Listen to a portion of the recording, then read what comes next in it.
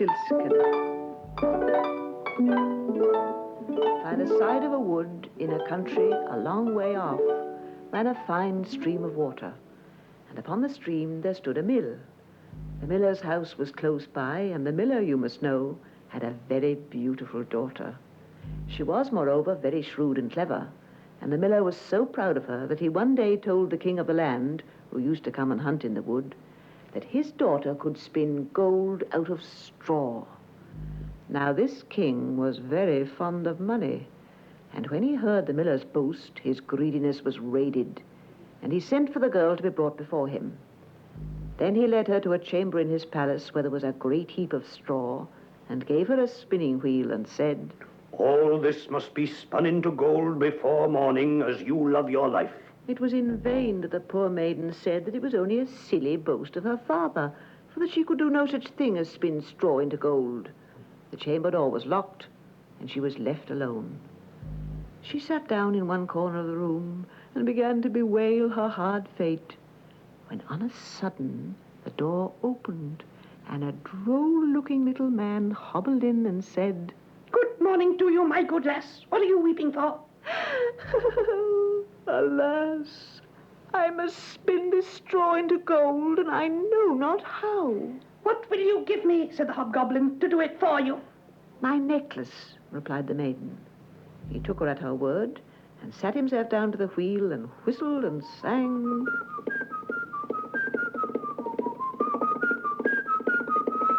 Round about, lo and behold, reel away, straw into gold. And round about the wheel went merrily, the work was quickly done, and the straw was all spun into gold. When the king came and saw this, he was greatly astonished and pleased. But his heart grew still more greedy of gain, and he shut up the poor miller's daughter again with a fresh task. Then she knew not what to do, and sat down once more to weep. But the dwarf soon opened the door and said, "What will you give me to do your task?" "The ring on my finger," said she. So her little friend took the ring and began to work at the wheel again, and whistled and sang.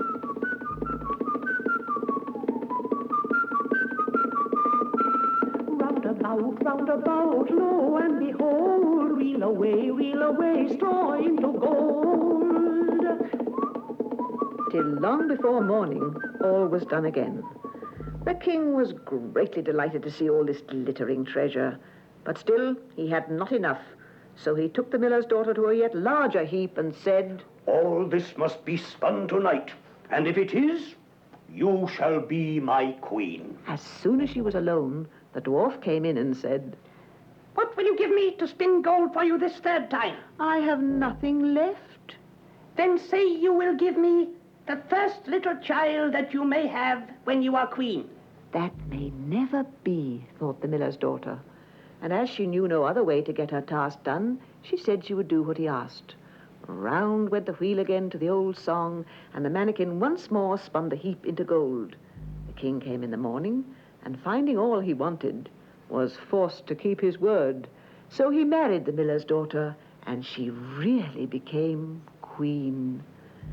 At the birth of her first little child, she was very glad, and forgot the dwarf and what she had said.